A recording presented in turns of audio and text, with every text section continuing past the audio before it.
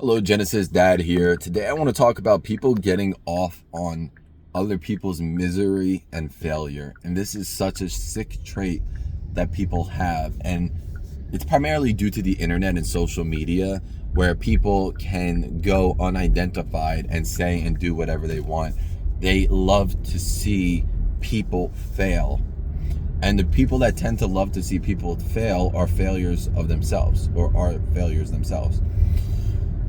So it's unfortunate because when you put yourself out there, like, I'm not a fan of social media. I'm not okay with you having a social media, but I also mentioned, I believe in the video, that as long as it's properly executed by me, then you can have it. But realize this, that you always want to keep your accounts private, because people will see your success or see what you have or see what you're going through and use that against you in a negative outlook or outtake. And it's awful that that's the world that we live in, is that people are so mentally unstable or just unhappy with themselves that they go after other people and their happiness and their success. And I'll give you an example of this, and this happens in your family.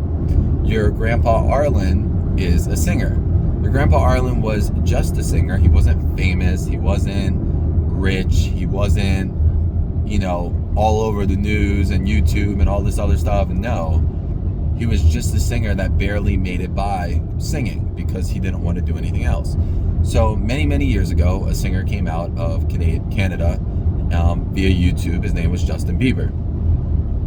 Justin Bieber became an instant success, not only because of his voice, because he was a handsome young man at that time. And that's what drove him success. And your grandpa Arlen despised him, disliked him severely, said he had no talent, and said in 5 years nobody will know who he is. Okay, so 15 years later, Justin Bieber's worth $500 million and still around to this day. Not as prevalent as it used to be, but still around. And now when I bring it up to your grandfather, he's like, oh yeah, well, he does have some talent, I just blah blah blah. But the whole point is, like, you don't hate on other people's success.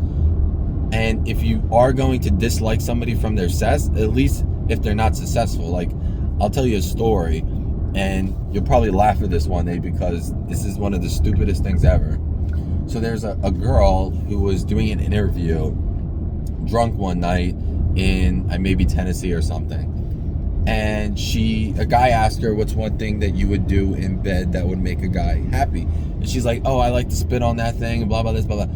The point of the story is she became one of the most famous women in the world just because of one reactive comment. Started her own coin, started her own podcast, made tens of millions of dollars. Who knows how long this is going to go on for. Obviously now she's looked in a negative connotation because of stuff that she did. But the point is that some people become famous on not good reasons. And again, you don't really have to hate them. You could just say, look, I don't agree with that.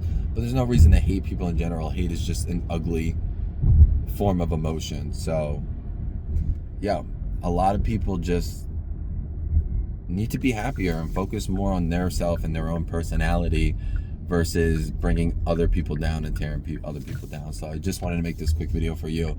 And I got you, Genesis. I'll see you in the next one.